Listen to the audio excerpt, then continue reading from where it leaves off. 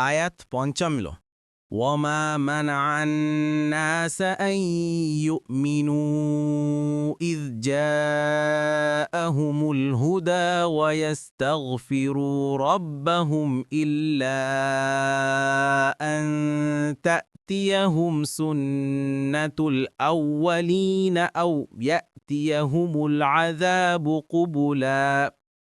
অনুবাদ: আর যখন তাদের কাছে পথনির্দেশ আসে তখন মানুষকে ঈমান আনা ও তাদের রবের কাছে ক্ষমা চাওয়া থেকে বিরত রাখে শুধু যে তাদের কাছে পূর্ববর্তীদের বেলায় অনুসৃত রীতি আসুক, অথবা আসুক তাদের কাছে সরাসরি জবাব। ১ নং ফুটনোটের বিবরণ। আয়াতে ব্যবহৃত কুবুলান শব্দের অর্থ সামনাসামনি বা চাক্ষুষ। ইবনে কাসির কাফেররা সবসময় নিজের চোখে আযাব দেখতে চাইত।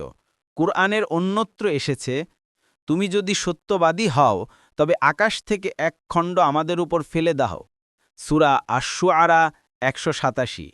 অনুরূপ বলা হয়েছে, উত্তরে তার সম্প্রদায় শুধু একাই বলল, আমাদের উপর আল্লাহর শাস্তি আনয়ন করো। তুমি যদি সত্যবাদী হও তবে আমাদের কাছে ফিরেশতাদের উপস্থিত করছো না কেন? সূরা আল-আনকাবুত ২৯। অনুরূপ বলা হয়েছে, স্মরণ করুন তারা বলেছিল, হে আল্লাহ, এগুলো যদি আপনার কাছ থেকে সত্য হয় তবে আমাদের উপর আকাশ থেকে পাথর বর্ষণ করুন কিংবা আমাদেরকে মর্মন্তুদ শাস্তি দিন। সূরা আল-আনফাল ৩২।